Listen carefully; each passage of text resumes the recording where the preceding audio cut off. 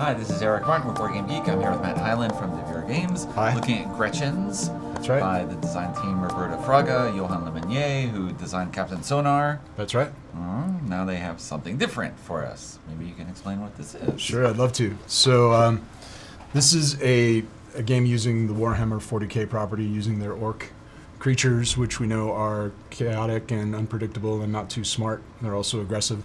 It's a racing game where you're racing through the desert. Okay. And in the process, you might find terrain that helps you or terrain that hurts you. You can also shoot your opponents to slow them down. You can shoot terrain in front of them so that they might go into a crater and lose cards and so forth. Okay. So it's a chaotic and fun game, like a lot of Roberto Fraga games. So there are two important aspects to the cards.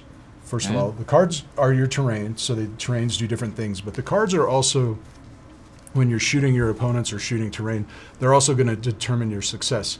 Now you notice that I'm holding these cards face out, which means that I don't know what my cards are going to do, but the rest of my opponents will. So maybe I'm going to shoot, and I could be unsuccessful unwittingly because I have a card here that's not a good card. But we'll talk about that in a second. Okay. So the game is also a programming game. And you're going to program your moves using dice, okay? And so that might allow you to move. If yellow's here, you might move up diagonally like that. You're always going to move diagonally. You never move straight.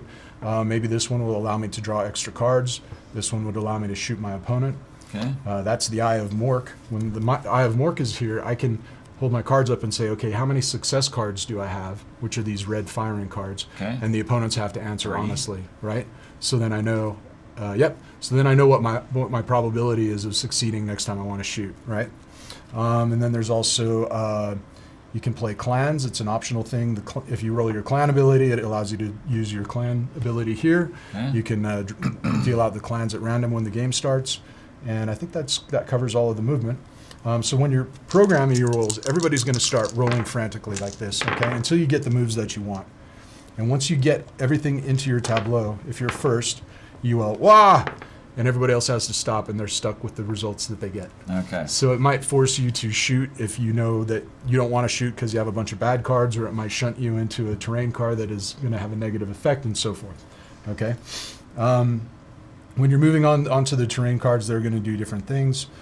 So let's say if I have to go here, I just have to discard a card. If blue were to go here, blue could actually take 2 cards from the top of the pile. Okay. But because the eye is red, they don't get to look. Okay, you have a maximum hand of 5, and you always have to discard down if you get beyond 5. This one is a good one. So if you went up in here, you could take a card from the top, and you get to look at it.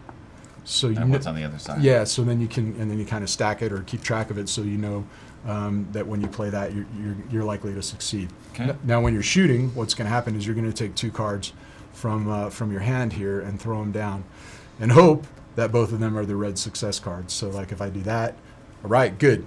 And in that instance, let's imagine I wanted to shoot the terrain card in front of yellow. Well, that would be myself, but anyway. That's right. Okay, so that would turn it into a crater. I'd have to stop and lose 2 cards, right? Okay. Or if I wanted to shoot my opponent, if I'm going to shoot blue and I was successful, I'd give him a flame counter. And if you get 3 flame counters, you have to stop, you lose your turn, and you got to discard your hand.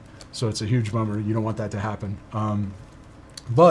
So that was with the success. Now imagine I threw a red and a blue down. That's not a success, and I get the flame counter instead of my opponent. Okay. And there's also a catastrophe card, where if you play that one, you discard your hand and you get a flame counter. Okay. All right. Yes.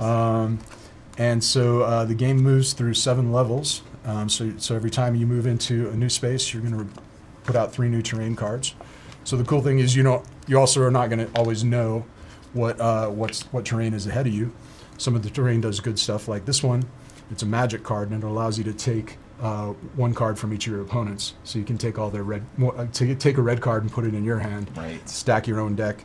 There's also one that allows you to cool all the flames, and so forth. And so you go to 7 levels. Whoever makes it to past the 7th level first is the winner. And it's fun because once somebody gets to 5th and 6th level, then everybody realizes, okay, we got to start ganging up, and they're shooting, but maybe their hands are bad, but they're desperate, so they have to kind of go for it, and it's a chaotic and funny game. And it's for 2 to 4 players. but you can combine two games to play up to 8. Okay. Okay, to even add more chaos and fun to it. Okay. All right. So it's we'll be shipping to distributors next week. So they'll be shipping to stores the following week. So April 2018. End of March. End of March. Yeah. There we go. All Okay. right. Thank you, Matt, for the overview. All right. Gretchinz. Thanks a lot.